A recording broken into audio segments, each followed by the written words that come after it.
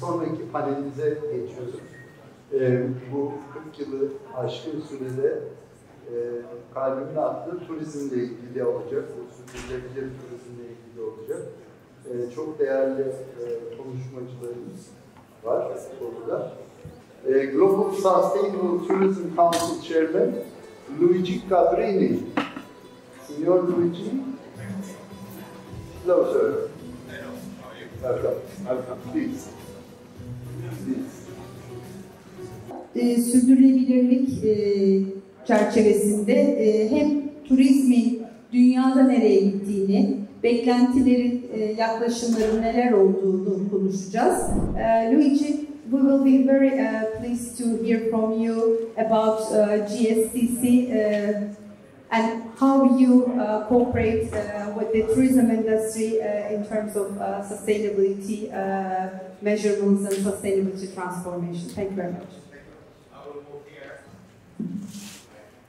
so I can show you a few slides that I prepared. I hope that you can hear me. Good. This one doesn't work. Hello? Not working. Okay. Yes. Okay, yes. I need to see the slides. That's why I was. Okay, good. Yes. Good morning. Thank you. Sorry, I don't want to lie to you. Thank you, first of all, for the invitation here. We have been working so closely with the TGA in the last months that I almost feel Turkey myself. Welcome at home now. Yes. Here is Berlin, but I think it's like a bit of Turkey in Berlin, or Turkey in Berlin, right? So, thank you again. So I heard one fact. Berlin is the third city in the world with the highest Turkish population. So I was right then. Yeah.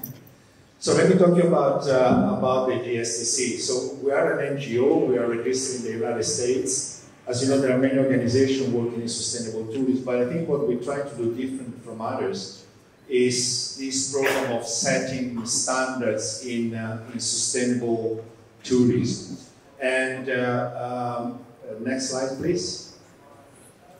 Our life goes back to the 2007. At that time, the United Nations Foundation, you may remember Mr. Ted Turner. He was the boss of CNN at that time.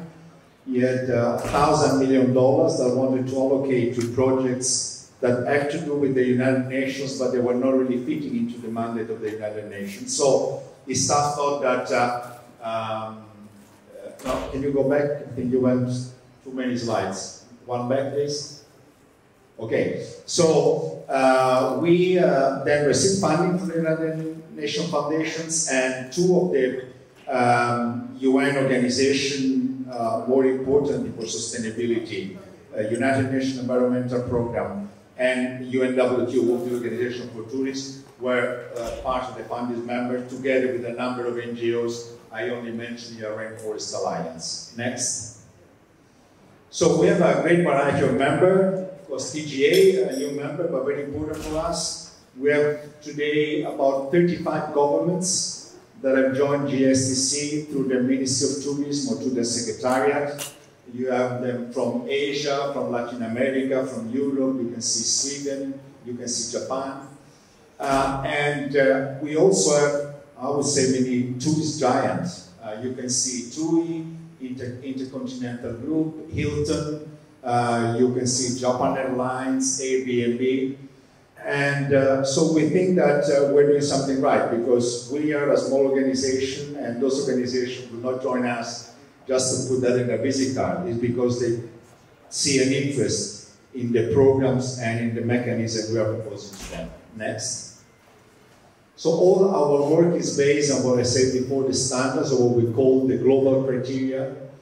We started back in 2008 with the set of standards or criteria for hotels and tour operators that then were later revised. In 2013, we started working on destinations. And finally, in 2017, we created a kind of an umbrella criteria that will include all the different subsectors of tourism. and then working specifically on indication of each subsector.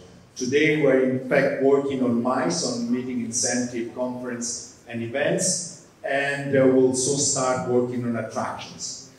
So what are the criteria? Basically a set of do's and don'ts on the 4 pillars: management, cultural, environmental, and economic. So all these criteria are translated in over 30 languages, can be found easily on our website, can be downloaded free, except if they're used for commercial purpose, and then in that case there is a fee. Next, please. So why are important these criteria? When we started working, I was one of the founders. At the time I was Director of Sustainability at UNWTO.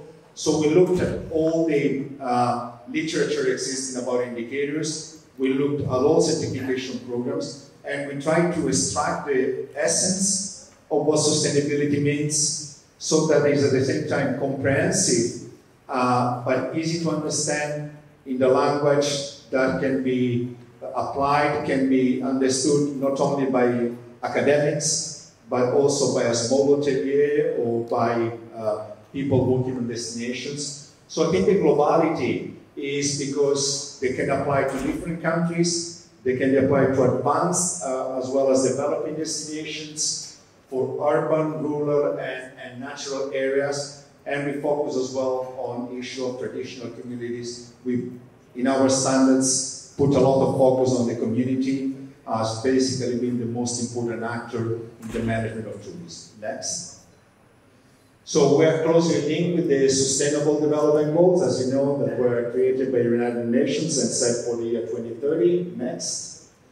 And in fact, you can see, if you open our website, each one of the criteria has a link to one or more of the Sustainable Development Goals. So one could see exactly which criteria can be used for attaining a Sustainable Development Goals.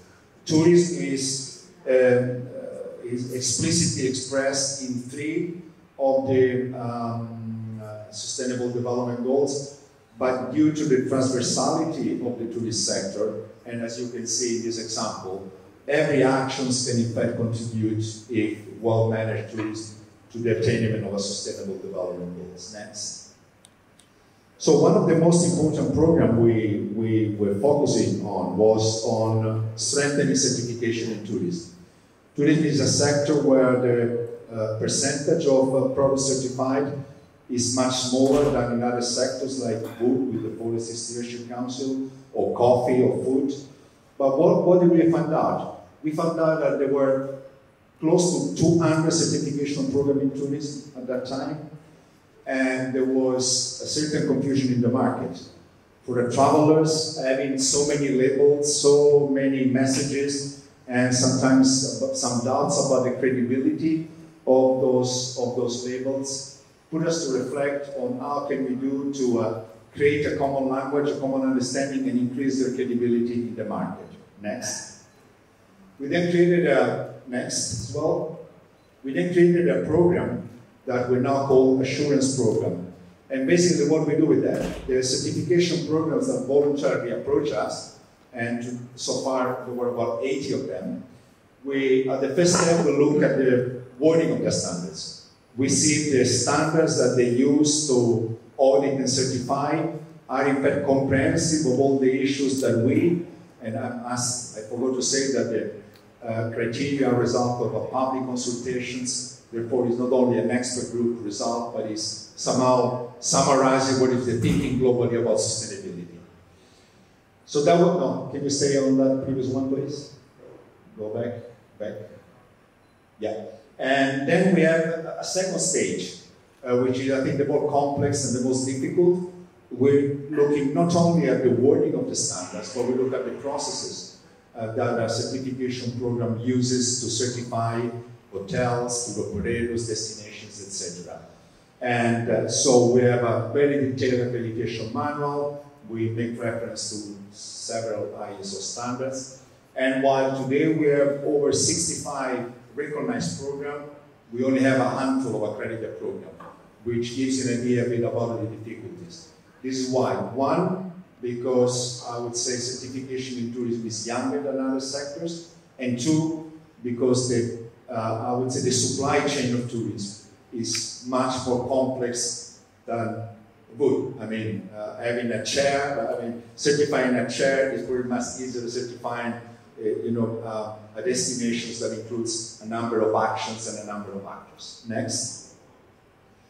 So we then create what is important, we believe, for a certification program to be accredited.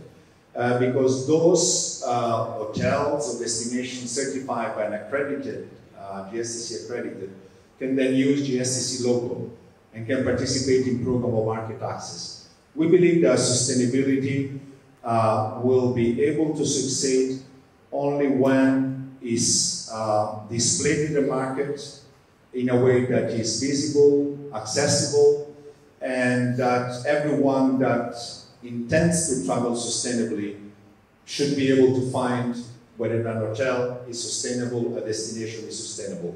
And today there is still a gap with that. So we do believe that by creating an umbrella for all certification programs and by working with OTAs like Booking.com, for example, we have a program, important program, Booking.com, whereby they will display in their web when you look for an hotel, whether that hotel has met some or all or several of the global criteria. Next. So just a couple of examples. This is hotels. TUI is basically certified 80%. I think that was last year. I think today is over 90% of TUI hotels are certified by GSTC endorsed program. Next, we have next, just the slide, please. We have then this program with the Royal Caribbean, which is the second largest cruise operators, and they have now they've done over 3,500 of tours provided when cruise ship get on a destination by a tour operators, which are certified by the SCC program. Next. So last but not least, but Ali will talk in detail. I think Turkey is the first country that engaged as a country to reach a level of sustainability whereby all your hotels will be certified by GSTC, a knowledge or accredited program within a certain framework. I will not say more about that because I'm sure that David will give you much more details. Next. So to conclude, this is another part of our program. We also do destination assessment. Those destinations that want to have an indications of where they stand vis-a-vis sustainability standards. We have a group of experts all over the world. We do assess the status of the destinations against the criteria. Then we create a roadmap and we give recommendations. And next, just to give you an example, this is, for example, the island of Roatan, off the coast of Honduras. This island, which, by the way, I knew in the late 80s, they had a very, very strong and accelerated development in about 2010, 12, 13, and when they called us, we looked at their situation and you see a lot of red marks. That means that most of the sustainability criteria were not met. So we did together a work of about 6 years, and you see 6 years later, in 2019, we see that many of these red became green. That means that the standard or the criteria has been met, or yellow, that it was already an improvement and is likely to be met in the future. So this is the kind of advice that then we can give to destinations. And I think that this is the end of my presentation. If you could go to the next slides. Yes, so thank you very much for your attention.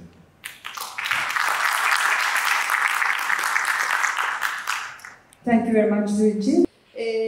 Luigi, I would like to ask you about more the challenges. We're talking about the positive impact, the good side of the sustainability transformation of the tourism industry. But as I can imagine, as you are working on the measurement side of it, it's not an easy task. So what are the challenges and how do you think that the industry will overcome those?